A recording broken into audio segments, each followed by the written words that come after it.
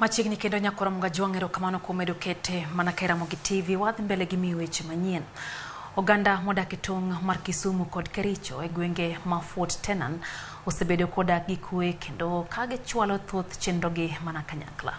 Dak makama osekelo winjruok e yore mag keny, ohala kod din kod chenro mamoko ma oketogi kaka joka ng'ato kendo moro ka moro wacho dhowadgi. Jafwambo marwa James Okoth miyo waler ewi jip ma oganda gichiwo ne jowetegi mabende odak e tong'. Ana wacho ni ana dak e mpaka. Adwa natine Nyasaye mondo dhano winji mondo kwee obedi e piny. Adwa ni mondo kwee obedi emomiyo anyalo wer gi dholuo, anyalo wer gi dholango. Masi Adhiambo en jawer mag wende injili. Kinde mathoth otiyo gi dholango kod dholuo e wende mag injili kaka yo makende mar chwalo kwee e kind dhoudi modak e tong' kaka Fort Tenan. E gweng'ni, jodak ma joluo wacho dholango kamago mag lango wacho dholuo. Amde enje iyoni chege ko ginyit agi kiki aktamir miriende tilili agi sori chege oseri wamu abed gimoro achiel kendo wawuothe iwachi ni waonge ukabila kendo waonge mpaka. Mai biro kalure gi dak e yor kwee mokelo koda ka weche keny e kindgi kaka ta weche din bende gitimo kanyakla.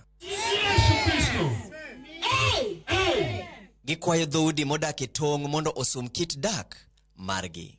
Jotend dinde bende kwayo piny owacho mondo oriw pachgi kaka jotend dinde e chenro mar chwalo kwee ne dhoudi modak e tong'. Nyasaye oriwo wan dhok achiel, ibed jalango, ibed jaluo, wabed gimoro achiel. Kata kobedo matek, Nyasaye biro kadhe kuom gik moko te. Wang'eyo kata ka wan e mpaka mar joluo gi jolango.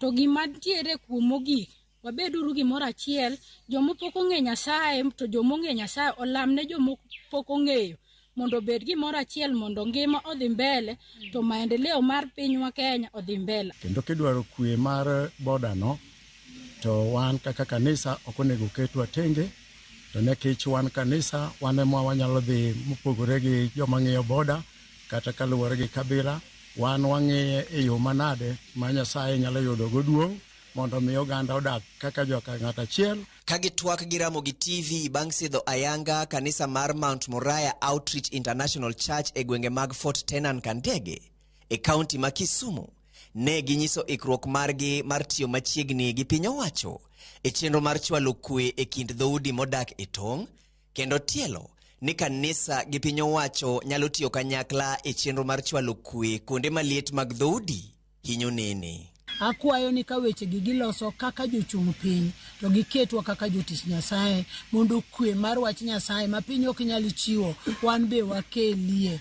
Sama church and state tiyo tieni gimoro achiel gi Nyasaye omiyo gi teko mar tiyo kanyakla. Ok nyal chung church, state bende ok nyal chungi. Gik moko ariyo gi nyaka kanyakla mondo dwach Nyasaye ochop ne ji te mondo wach Nyasaye kik bed ni onge, sirikal be kik bed ni onge. Jodak ma Fort Tenan Kandege osenyiso ni ting' mar jiwo kwee kod dak makare e kind oganda ni e lwet jopiny, ahinya to dhoudi modak e tong' giwegi.